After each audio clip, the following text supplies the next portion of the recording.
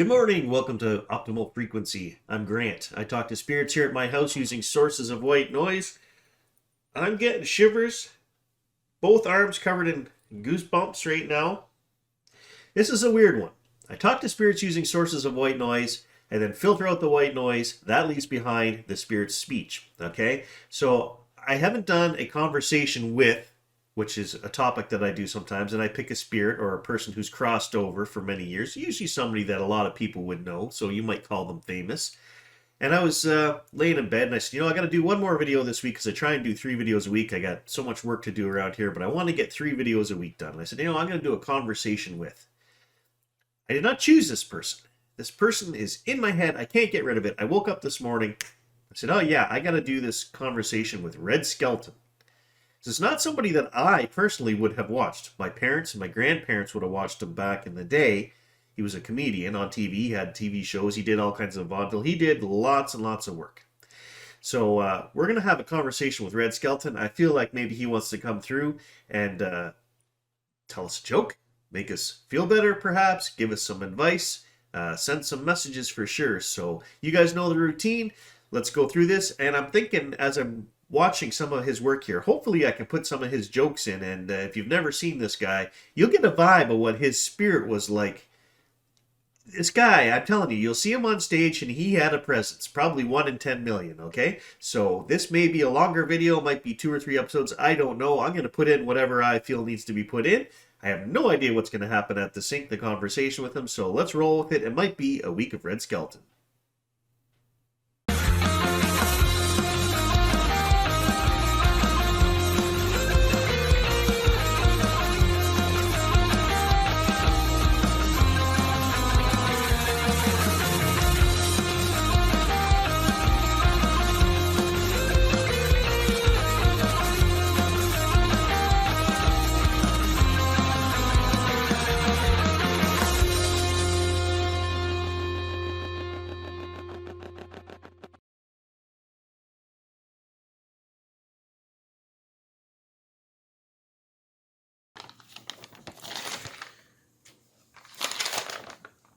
Got lots of questions here for Mr. Skelton. Let's get up to the sink there and set up the kettle fountain and the sugar bowl.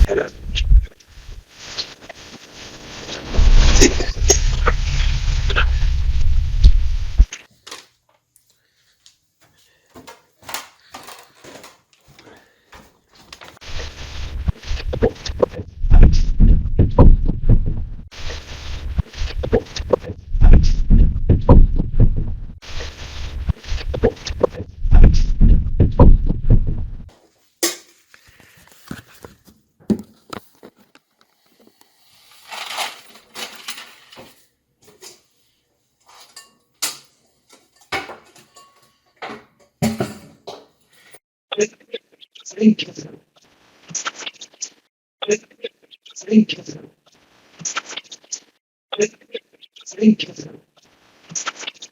gonna turn this on and get going.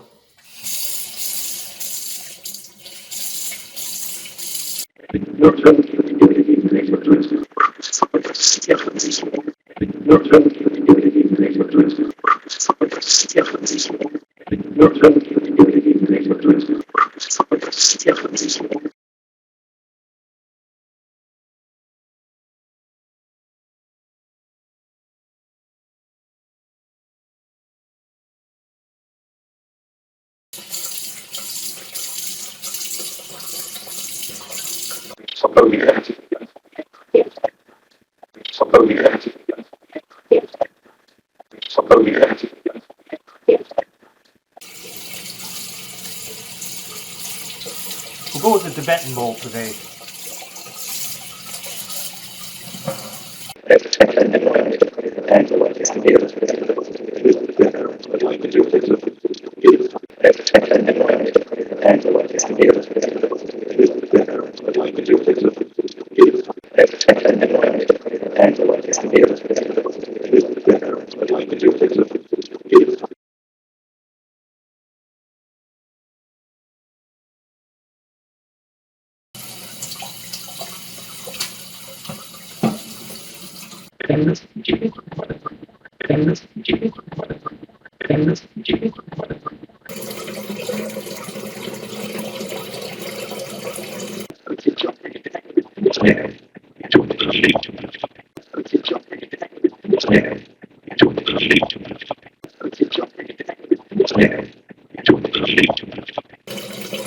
Good afternoon, spirits. Are we connected?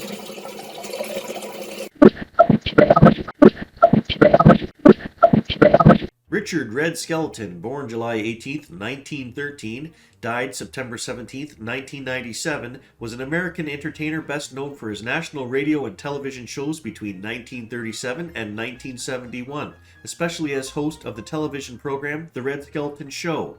He has stars on the Hollywood Walk of Fame for his work in radio and television, and also appeared in burlesque, vaudeville, films, nightclubs, and casinos, all while he pursued an entirely separate career as an artist.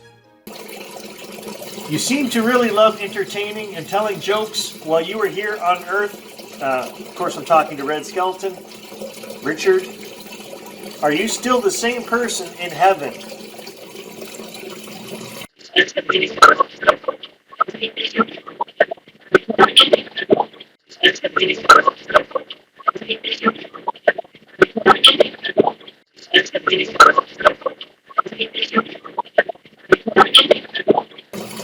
I think your spirit really shone through in your performances.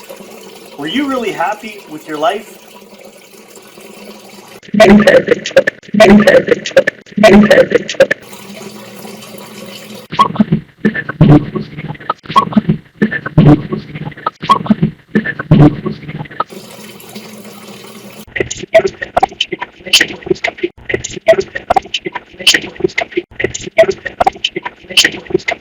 Did you guys hear that?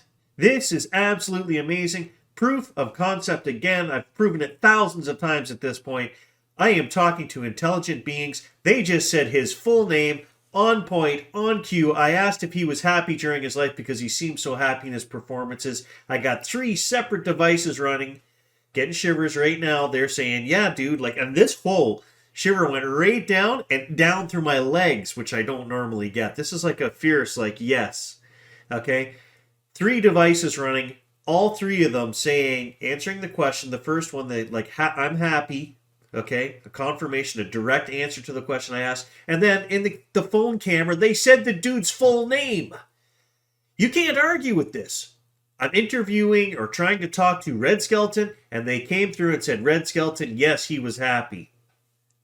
This is like, boom, 10 out of 10. You cannot get a better response than that. And I've had a few of these. If you go back to when I was doing the investigation, right, with Dr. Ian Stevenson, they said his full name as well, Dr. Ian Stevenson. Everybody's so nice here. Since I've been in town, they can't seem to do enough for me. They gave me a big car to drive around, a big Rolls Royce. My wife says, let me drive that thing. I can stop it on a dime. She did. But the dime was in the little old man's pocket. She's driving, the guy stepped off the curb, and I says, give him the right of way, and she plows right into him. What did you do that for? You told me to. I said, give him the right of way. I thought you said, get him right away. Well, we were out driving. Hey, I don't know who laid out these freeways in Canada. But you got to be proud of him over at the asylum, I'll tell you that. Well, you get on one of them things you want to get off, you better be in the right lane at the right time, make the right... It happened to me. Of course, I didn't mind. I'd never been to Kansas City before anyhow.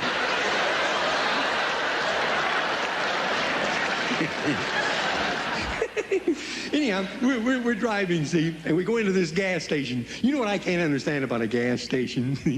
The cash box is out in the open, the office is out in the open, and they lock the restrooms.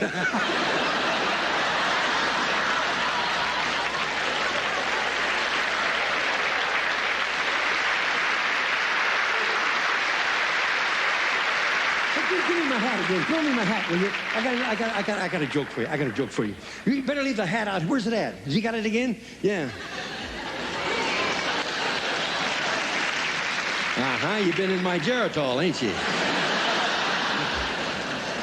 I got a joke for you. I was driving the other day to avoid an accident. I had to pull in front of a lady driver. She was very nice about the whole thing. Said something about the beach. I didn't hear what it was.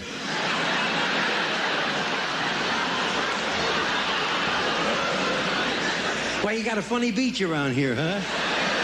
This dear little lady, she must have been nearsighted. She mistook me for a Spaniard. She called me Sebastian. I heard that. I got a joke for you. If you've heard this, don't stop me, because I'm dying to hear it again. See? Two highway patrolmen, they're driving, see?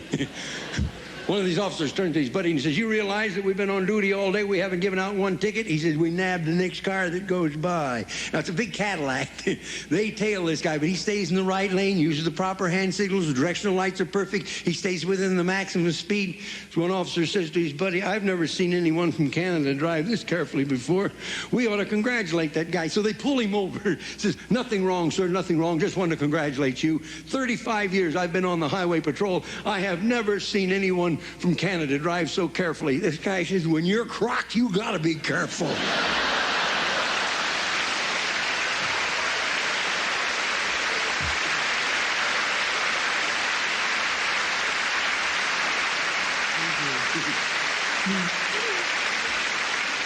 I'd like to do for you now, as you get older in life, you sort of look back at things. I remember a lot of things. Like, I remember when I was a little boy, you'd stand on the roadside and something would whiz by you. It'd be some horse feeling his oats, you know. Now you stand on the freeway and something whizzes by you. It's some jackass with too much grass. I heard two Texans talking over in the hotel, and one of them said to the other, says, "I like the way they stand, see? You never know if their thumbs are cold or if they've got gas."